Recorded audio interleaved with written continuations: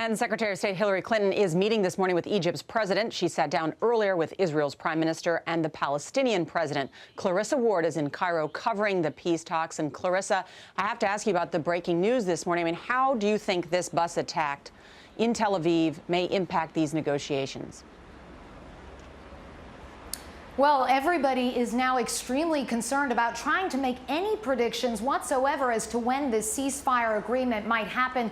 You remember that yesterday, everybody in Egypt, at least, was very confident that it would happen on Tuesday yesterday. So confident, in fact, that the headline on this English language newspaper was Hamas and Israel agree to a ceasefire. Obviously, that did not happen. Secretary Clinton is on her way and will be arriving imminently in Cairo. She's expected to address the press with Egyptian President Mohamed Morsi later on this afternoon. But at this stage, everyone here very nervous about making any guesses as to when and if a ceasefire may be announced.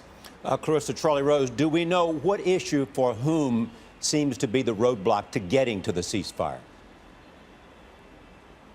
Well, there's a lot of finger pointing going on in every direction. If you speak to Egyptian officials here, they say it's the Israelis who postponed the announcement of a ceasefire. If you speak to the Israelis, they say that it's essentially Hamas's demand that the blockade on Gaza be lifted that has slowed things down. So mixed messages from all different parties involved. But the one thing that is clear is that Secretary Clinton is coming here with a very strong message that this ceasefire needs to get squared away as soon as possible. That raises this question. We know the Egyptians are playing a crucial role.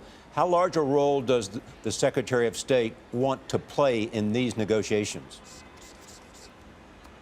Well, clearly the U.S. is seeking to play a major role. She has been holding talks nonstop since she arrived in the region last night with Prime Minister Netanyahu, with Palestinian Authority President Mahmoud Abbas. Soon she'll be meeting with President Morsi.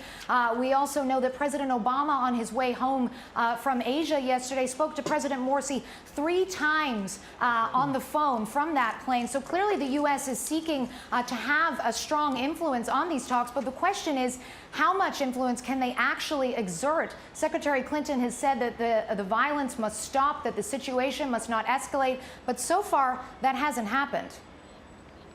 Clarissa Ward, thank you.